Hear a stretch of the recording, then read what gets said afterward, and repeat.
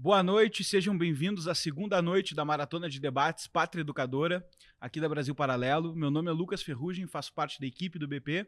Estou aqui com os meus colegas Henrique Viana e Felipe Valerim. Boa noite. Hoje, nessa segunda noite, a gente quer falar de educação a nível dos filhos. Ontem nós falamos de políticas públicas, do rumo... Educação a nível nacional. A nível nacional, e agora vamos descer para o núcleo familiar, né? Vamos falar na nossa família como é que a gente pode conciliar na educação dos nossos filhos a escola e a família, como é que eles podem trabalhar juntos para os nossos filhos se desenvolverem melhor. E a gente tem dois convidados especialíssimos hoje aqui conosco, pessoas muito queridas da Brasil Paralelo, que é o João Malheiro, que é doutor em educação, autor de livros excelentes na área e também diretor do Colégio Porto Real, no Rio de Janeiro, e a Sâmia Marzilli, super conhecida aí do público, que é pediatra e mãe de 6 filhos, que é um currículo que certamente é melhor que muito título acadêmico, né? Então sejam bem-vindos, muito obrigado por terem topar essa conversa conosco. Obrigado, digo eu. Agradeço também o convite, estou muito feliz de estar aqui com vocês, que são grandes amigos, e a Sâmia, que é a pessoa que eu adoro bastante, ela já sabe disso.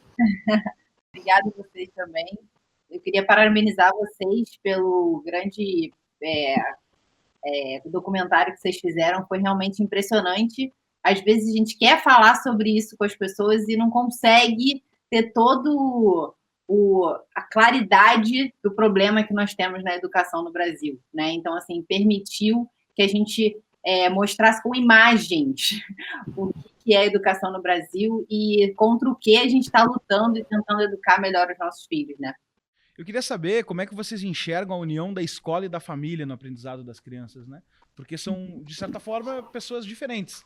São algumas pessoas na escola, outras na família, querendo ensinar, melhorar a vida dos seus filhos ali, né? E existe alguma visão clara de vocês, de divisão, de tal conteúdo é para a escola, tal é para a família? Como é que vocês enxergam esse trabalho em conjunto aí? Eu sou um grande defensor dessa união escola e família. Eu sei que tem escolas que não gostam dessa união, querem a família longe. Quanto mais longe, melhor, dizem escolas por aí. A minha, não. A minha visão, não. Eu penso que tem que haver realmente uma parceria muito grande entre família e escola, porque a criança tem que se sentir muito à vontade na escola. Ela tem que gostar muito da sua segunda casa. Não é verdade? A escola é a segunda casa de uma criança. Os pais têm que motivar os filhos a gostarem de estudar, coisa que é dificílima hoje em dia. Hoje, com a pandemia, a gente está, muita gente me pedindo ajuda. Por favor, eu não sei mais o que fazer, porque meu filho não sabe estudar sozinho, eu também não sei ajudar. Então, os pais têm que saber criar condições favoráveis. Né? E depois, né, obviamente, né, falar muito bem da escola, falar muito bem dos seus professores. Um péssimo exemplo é um pai falar mal da escola dentro do filho, falar mal de um professor. Isso acaba com a confiança, acaba com o relacionamento, com a união que tem que haver. E depois, outro aspecto ainda da família olha, autonomia.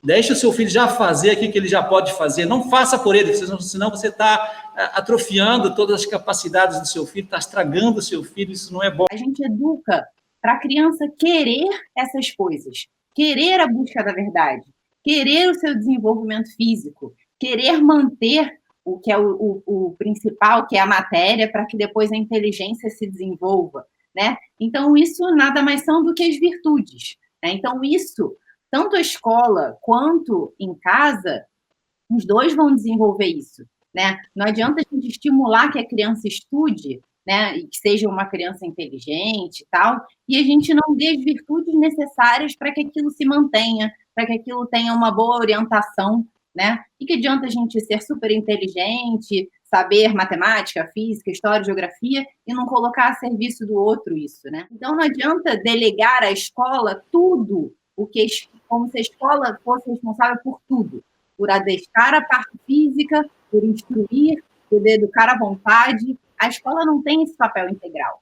Quem tem esse papel integral são os pais, né? Agora, escola e os pais precisam conversar para que os dois consigam ter um alinhamento de ideias, né? Então, muitas vezes eu vejo assim, mas qual o método que você usa de educação? Qual é o método pedagógico? Qual é o método não sei o quê? Então, o pessoal fica muito preocupado no método que será utilizado e pouco se importa com a matéria, né? Assim, a substância. Eu tenho uma questão que eu queria provocar aí, perguntar pra Sâmia, perguntar pra ti, João, o que tu acha também, que é, a gente às vezes fica aqui claro, pela própria dinâmica do debate, a gente fica propondo um discurso de conceito, de fundamento, e as pessoas se convencem. Muitas das pessoas que estão nos assistindo já se convenceram, falaram, tá, eu tenho que participar mais, eu preciso ser ativo nisso, e aí, cara, o que eu faço? Eu sei que não tem uma fórmula pronta, mas a Sâmia até passa a palavra para te começar,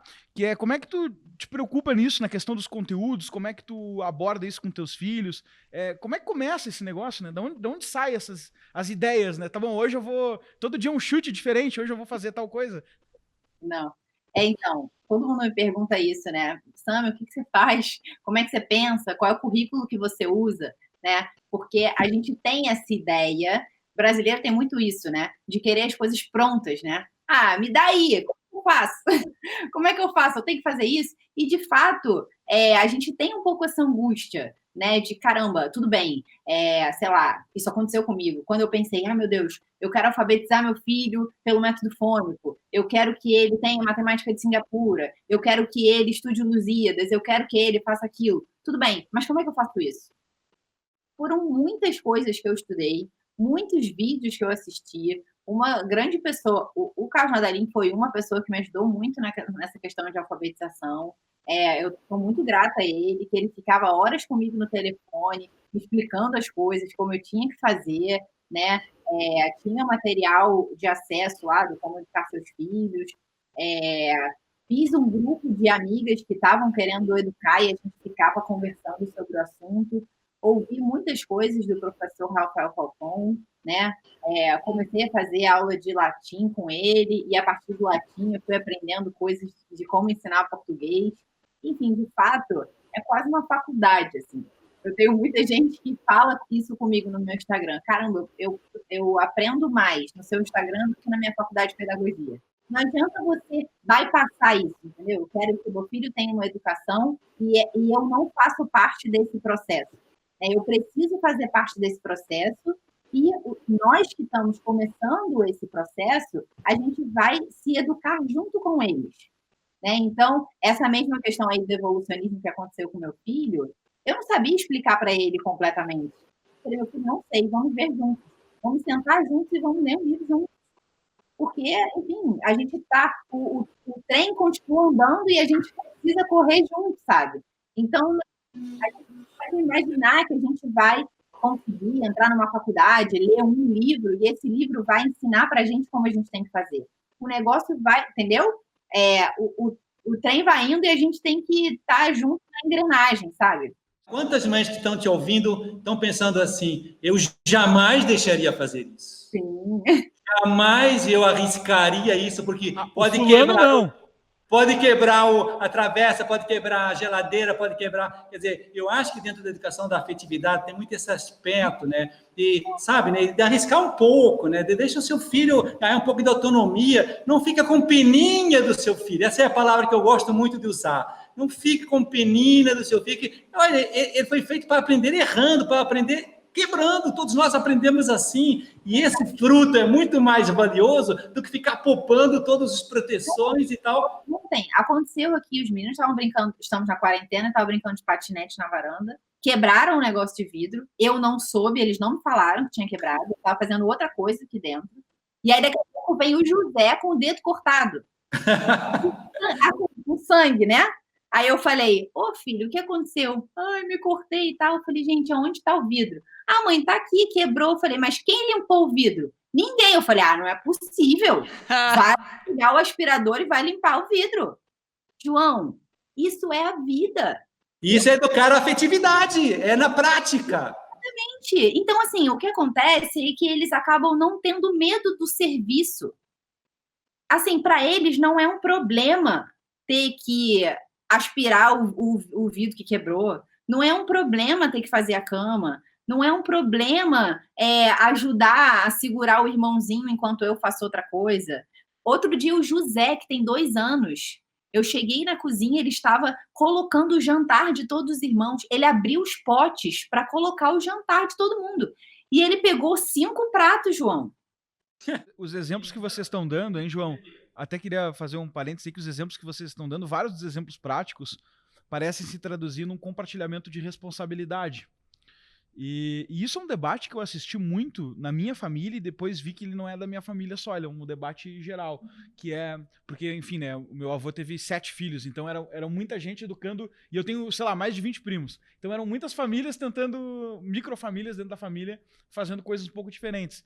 Eu achei que era uma coisa mais da minha no início, mas no geral é um debate geral, que é quando é que o filho começa a compartilhar informações de adulto, responsabilidade, quando é que ele participa de conversa de adulto, não participa de conversa de adulto, quando é que ele sabe de questões de dinheiro, por exemplo, quando é que ele começa, como é que funciona esse avanço da responsabilidade no núcleo... Sim. E onde é que fica essa divisão entre infância e adulto, né? Exatamente. E aí eu queria... Enfim, eu não faço a mínima ideia A minha experiência diz que é assim, olha, há na criança, a partir dos 11, 12 anos, né, uma divisão clara na sua capacidade intelectual. Quem estuda Piaget sabe disso, né? A parte da abstração começam a nascer as regras e os critérios definitivos da sua vida, né? A heteronomia moral passa para uma autonomia moral, né? São fases importantíssimas da consciência, onde a pessoa ganha uma autoconsciência de que ele é, são momentos, então, que a pessoa começa a ter uma liberdade mais apurada, né? Começa a ter critérios maiores de escolha de amigos, começa a ter mais também autonomia familiar. Enfim, há um momento ali onde a criança está preparada intelectualmente e psicologicamente para trabalhar essas informações. Então, eu penso que é a partir da adolescência, 11, 12 anos, que os pais, sim, têm que começar a compartilhar esse tipo de preocupação, consultá-los em alguns problemas familiares, até um planejamento de férias, se compra ou não um carro novo, coisas assim que é importante para que os filhos vão aprendendo, né, a trabalhar, por exemplo, o dinheiro, né, a semanada, sempre me pergunto isso nas meus stories, tem que ser a partir daí, né, começar a ganhar uma semanadazinha, depois uma mesada um pouco maior do ensino médio, enfim, a partir que a criança tem uma capacidade intelectual, né, e afetiva para administrar essas informações que são de responsabilidade. Então, eu acho que o pai tem que, sim, ensinar a criança para que ela aprenda a se virar na vida. Esse é bom, esse não é, e não sei o quê. Qual é o problema disso? Eles se transformam em crianças, obviamente, críticas. É normal. Mas isso faz parte do processo educativo. O que as pessoas ficam com medo é, mas vai ser uma pessoa crítica e intolerante. Não! Ele não está educado. Uma criança com 7 anos, ele não está educado. Ele se está educando. Isso. Então, isso faz parte do processo. Ele vai entender o certo e o errado e tal. Isso sim, isso não. Isso faz parte dos valores da minha família. Isso não faz e tudo. Quando ele olhar o diferente, ele vai entender. Aí entramos nós e os professores e as pessoas que o amam para conseguir modular a caridade. Modular, isso é diferente de você, mas não tem problema que seja, a gente vai amar da mesma maneira.